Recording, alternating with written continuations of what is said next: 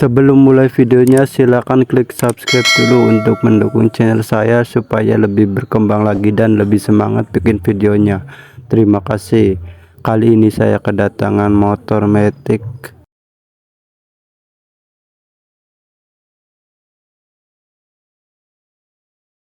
Mio Mio M3 dengan kendala ban belakangnya bocor atau kempes ya, mau kita tambal. Oke, langsung kita eksekusi saja. Pertama-tama kita lepaskan dulu bagian spentil pada dopnya ya.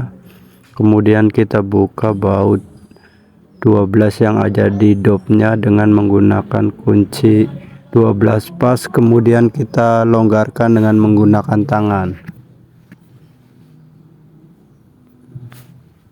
Setelah itu kita tekan-tekan pada bagian ban secara memutar supaya bagian samping-samping ban itu tidak terjepit atau tidak menempel pada bagian velg ya. Pertama kita cukit, kemudian kita cukitan kedua. Cukitan pertama kita selapkan ke bagian deket shockbreaker ya. Di situ kita selapkan buat pegangan. Setelah itu kita cukit secara merata atau keseluruhan supaya terbuka keseluruhannya.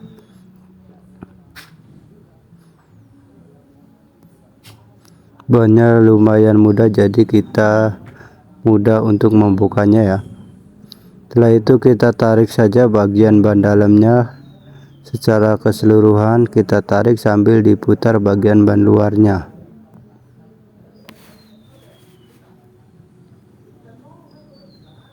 Setelah itu kita keluarkan ban dalamnya lewat dari sela-sela shockbreaker ya, kita keluarkan saja. Beda mekanik atau beda tukang tambal ban beda juga caranya ya. Ada yang mencukit dari bagian sebelah kanan dekat knalpot. Kalau saya lebih suka mencukit dari bagian yang dekat CVT karena posisinya lebih enak ya. Beda-beda emang. Yang penting intinya satu untuk nambal. Oke, sekarang saya lakukan pengecekan memutar keseluruhan ban dalamnya. Kalau belum ketemu, lanjut kita pompa lagi supaya tekanan anginnya lebih tinggi ya. Kemudian kita cek lagi secara memutar.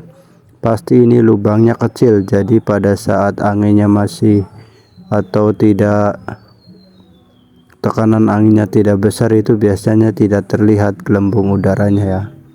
Nah, setelah kita pompa lagi terlihat gelembung udaranya. Lanjut kita tandai yang tadi ada lubangnya ya. Kita tandai, kemudian kita lanjut ke proses pembakaran atau pengepresan ya. Di sini saya menggunakan alat sederhana yang bikinan sendiri ya. Alat presan ini saya bikin sendiri dengan medianya pakai spiritus ya.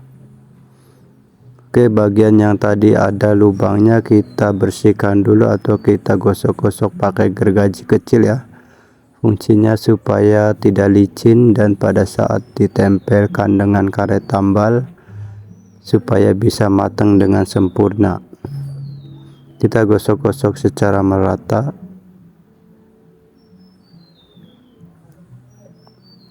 Setelah itu kita siapkan karet tambalnya ya, kita gunting sesuai besarnya lubang, jangan terlalu kecil dan jangan terlalu besar juga supaya pas.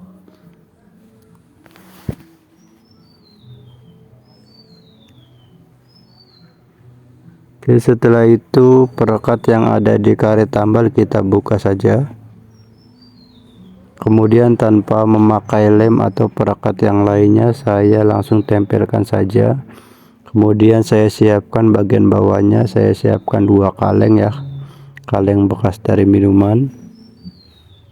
Kemudian saya posisikan bagian yang ada karet tambalnya di bagian bawah. Kemudian kita putar alat presnya searah jarum jam untuk mengencangkan atau mempres sampai benar-benar tertekan ke bawah ya.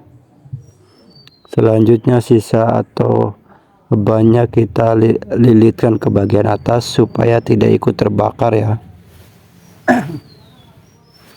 Setelah itu pakai spiritus ke dalam takarannya ya. Kita pakaikan spiritus sesuai dengan takarannya, tidak terlalu banyak atau sedikit ya, supaya matangnya tidak merata. Kalau kebanyakan nanti bisa kebakar atau sobek ya. Setelah itu nanti lanjut ke proses pembakarannya, saya skip aja supaya lebih cepat ya. Oke, setelah apinya mati saya cek dulu, dan kalau setelah apinya sudah mati, lanjut kita dilonggarkan bagian presannya. Kalau tanda-tanda kalau tambalannya sudah matang biasanya tidak lengket atau tidak menempel ke bagian kaleng ya. Nah ini sedikit lengket tapi bisa kita cabut saja tuh, dan kita terlihat tambalannya bagus, matang dengan sempurna dengan ciri-ciri mengkilap, tidak menggembung dan rapat ya. Untuk membuktikannya kita cek lagi bagian tambalan yang tadi, kita masukin dulu ke air supaya tidak panas, kemudian kita pompa lagi ya untuk membuktikan bahwa tadi tambalan yang kita press itu benar-benar matang dan tidak bocor lagi.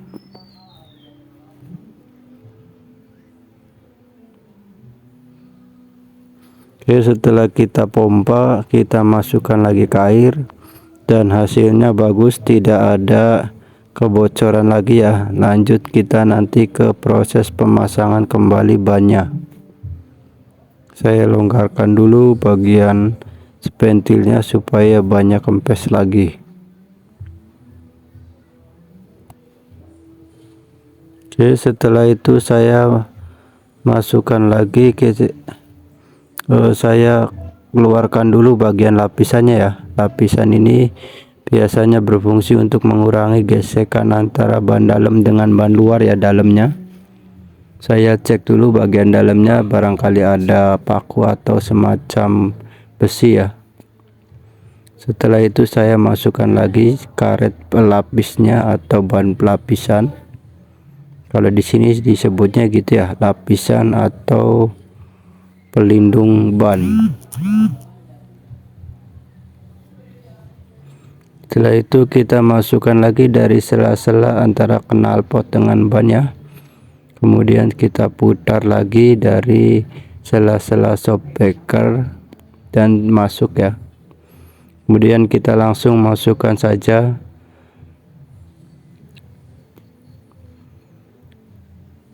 bagian yang kita masukkan, utamakan yang dari dop dulu atau spentil dulu ya, supaya tidak gerak atau spentilnya itu tidak miring.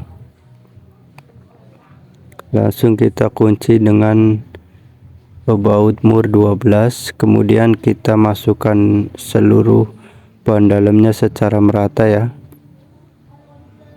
Masukannya juga harus hati-hati, jangan sampai nanti pada proses pencukitan itu bannya tercukit dan bocor lagi.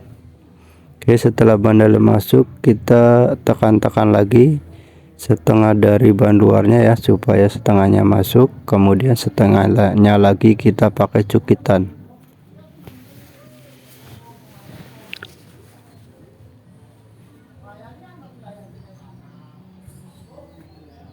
Oke, setelah bannya masuk setengah, lanjut kita cukit bannya ya, cukit satu cukitan, terus bagian atasnya kita tekan-tekan, begitu diulang-ulang ya. Kita sekali cukitan, nah bagian yang atasnya juga kita tekan. Oke, kita cukit lagi, kemudian kita tekan lagi bagian yang atasnya ya. Begitu seterusnya. Fungsinya adalah supaya bagian atas atau bagian samping-samping bannya itu tidak melekat ke pelek ya. Kalau biasanya kalau melekat itu nanti pada proses pencukitannya itu susah atau alot. Oke, setelah keseluruhan ban masuk, lanjut kita kencangkan pada bagian dopnya, kemudian kita paskan, kemudian kita pasang lagi spentilnya Terus kita lakukan pemompaan.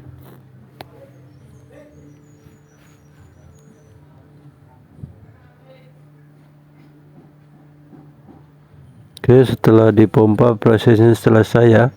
Terima kasih yang sudah menyaksikan. Jangan lupa like dan subscribe-nya. Kalau pengen tanya-tanya silakan tulis di kolom komentar. Terima kasih.